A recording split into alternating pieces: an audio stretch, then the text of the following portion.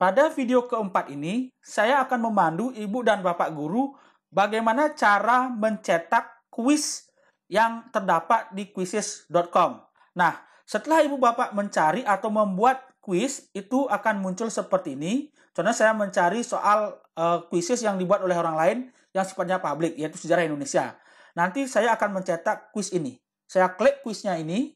Pertama kita klik dulu.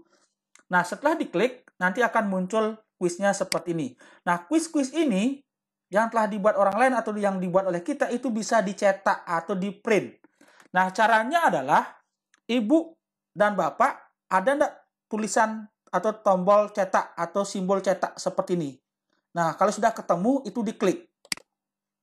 Nah, diklik, kita tunggu. Nah, di sini kita bisa mengatur yang pertama adalah ukuran huruf, kemudian acak jawaban, kemudian tunjukkan kunci jawaban.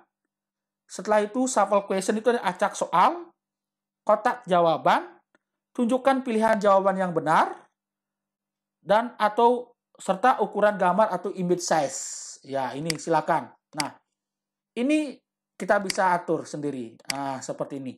Ya, yang pertama adalah ukuran huruf, kemudian acak jawaban, kunci jawaban, tunjukkan kunci jawabannya, acak soal, kemudian beri kotak jawaban atau checkbox, kemudian tunjukkan pilihan jawaban serta ukuran gambar. Nah, ini sudah.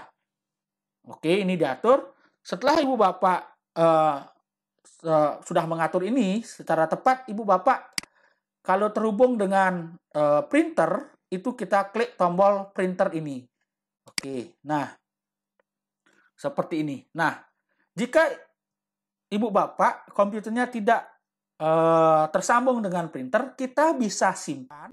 Sekali lagi, kita bisa simpan Quizizz.com ini, kuis publik ini ke dalam bentuk PDF. Nah, kita klik aja ini. Epson, contohnya ini cetaknya, printernya kita ubah. Nah, kita simpan sebagai PDF. Kita simpan sebagai PDF. Nah, setelah kita simpan, muncul simpan sebagai PDF, kita simpan. Nah, seperti ini. Nanti akan tersimpan di sini. Oke, simpan. Nah, oke, kalau ingin mencetak, gampang.